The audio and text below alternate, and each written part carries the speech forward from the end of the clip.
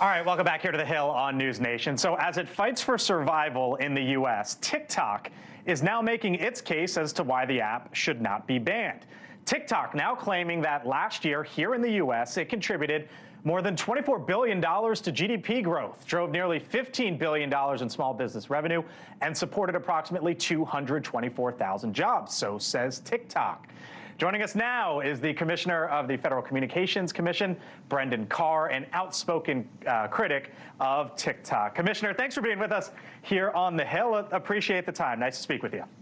Yeah, good to be with you. Thanks so much. You got it. So I'm sure you saw that report out. I think it was sent to the Washington Post first. It seems like TikTok was trying to get the eye of lawmakers here in Washington. But do you believe those figures? And does that strengthen their case? And what would you say to folks who say, you know what, this is big for business? Yeah, look, there's no question that TikTok is immensely popular, both with the millions and millions of Americans, maybe 170 million that use TikTok, or businesses that are on it. And that's why the bill that recently passed through the House is so smart, because it allows those people to continue to use TikTok just as they do today. It simply requires TikTok to break ties or divest ties from the CCP, because the problem with TikTok isn't the video platform itself. It's the fact that it pulls all this very sensitive data from U.S. users and represented for years that it's not accessible by personnel inside Beijing, and that turned out not to be the case. So the threat is those data flows back to China. Speaking of China, President Biden spoke with Xi Jinping earlier this week, and TikTok actually came up, we are told, during that call. Here was the White House, and I'll get your reaction on the other side.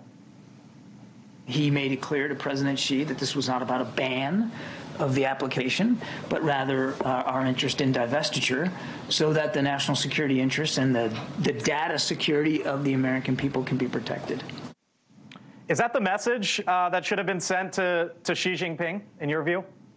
Yeah, look, I think that's exactly right. I'm a Republican. I have my fair share of criticisms of the Biden administration's tech policies, but this is one where they're exactly right. And this is a bipartisan issue. You have Democrat Senator Mark Warner, chair of the Senate Intel Committee, who has said that TikTok, in his words, scares the dickens out of him. And he's a guy that sees an awful lot of really interesting briefings behind closed doors as the years go on. So this is a bipartisan issue where the Biden administration, national security officials have been clear, and Republicans have been as well. Marco Rubio, the ranking member on Senate Intel, has been leading the charge on this in the Senate.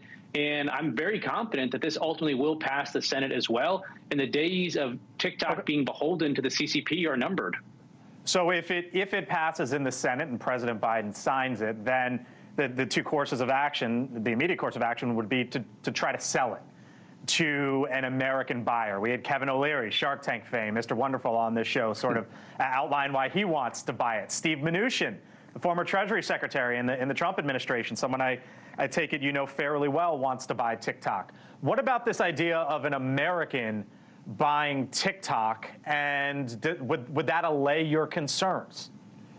It would, and under the bill right now, it actually doesn't even need to be a U.S.-based person or company that would own it. As long as it's not an entity that's beholden to China, Iran, North Korea, or Russia, anybody would have a fair shot at bidding to acquire TikTok if they go down this path of sale. And it would allay my concerns, because at the end of the day, my concern isn't with short-form video platform itself. That's fine.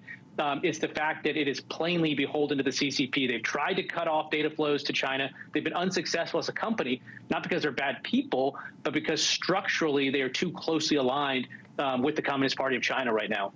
As the head of the FCC, you just took a trip to India, I believe. What'd you learn when you went there? Look, India is a great leader on a lot of these same issues. India imposed a nationwide ban on TikTok all the way back in 2020, I believe, and it's served them very well. They're very familiar with the threat from China. They share a border, obviously, and so they've been doing the right thing there, and I think the U.S. needs to follow India's lead when it comes to national security issues like TikTok.